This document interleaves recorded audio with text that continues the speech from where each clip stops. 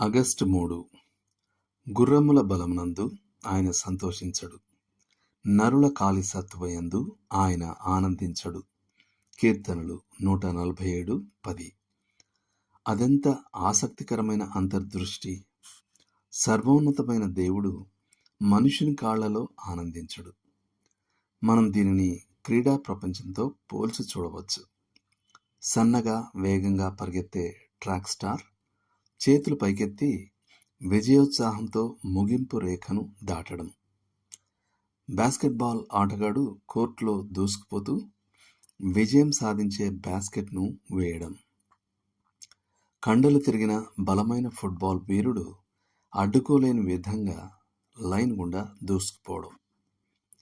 జనం ఉర్రూతలూగిపోతారు. వారు దూకుతారు, అరుస్తారు, కేకలు వేస్తారు, లేదా అప్పుడప్పుడు హేళన చేస్తారు. వారు అభిమానులు. ప్రతి కదలికలో భావోద్వేగంగా నిమగ్నమై ఉంటారు. మనుషుని కాళ్లలో అంటే ఆడగల అతని సామర్థ్యంలో వారు ఆనందిస్తారని మీరు చెప్పవచ్చు. మన వచనం క్రీడలపై ఆసక్తిని నిషేధించడానికి ఉద్దేశించింది కాదు. శరీర వ్యాయామం యొక్క విలువను బైబిల్ ఇతర చోట్ల మంచిగా మాట్లాడుతుంది. కానీ మనుషుని కాళ్లపై దేవుని నిరసన మన ప్రాధాన్యతలను సమతుల్యంగా ఉంచాలని గుర్తు చేస్తుంది. ఒక యువ విశ్వాసి ఏదైనా క్రీడలో ఎంతగా లీనమై అది అతని జీవితపు అభిరుచిగా మారడం సులభం.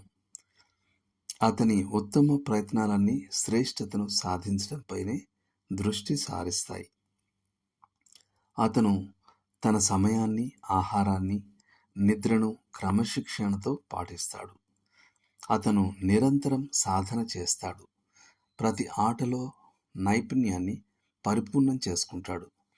అతను అత్యుత్తమ శారీరక స్థితిలో ఉండటానికి రూపొందించిన వ్యాయామ నియమాన్ని పాటిస్తాడు. అతను ఈ క్రీడ కోసమే తన జీవితం అన్నట్లుగా ఆలోచిస్తాడు, మాట్లాడతాడు. బహుశా అది నిజంగానే కావచ్చు. కొన్నిసార్లు ఇలాంటి యువ క్రైస్తవుడు దేవుడు మనుషుని కాళ్లలో ఆనందించడని గ్రహించినప్పుడు ఆశ్చర్యపోతాడు.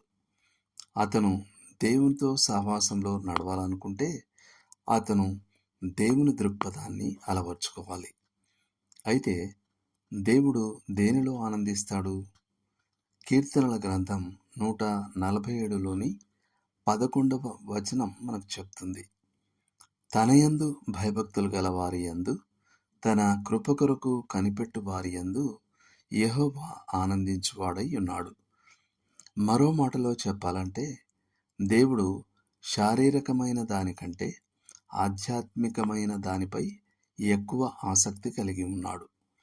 అపోస్తలుడైన పౌలు ఈ విలువ వ్యవస్థనే ప్రతిబింబిస్తాడు.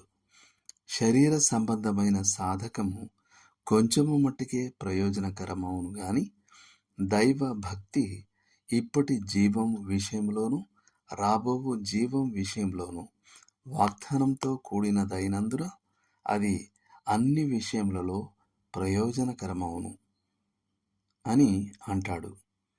తిమోతికి రాసిన మొదటి పత్రిక 4:18లో.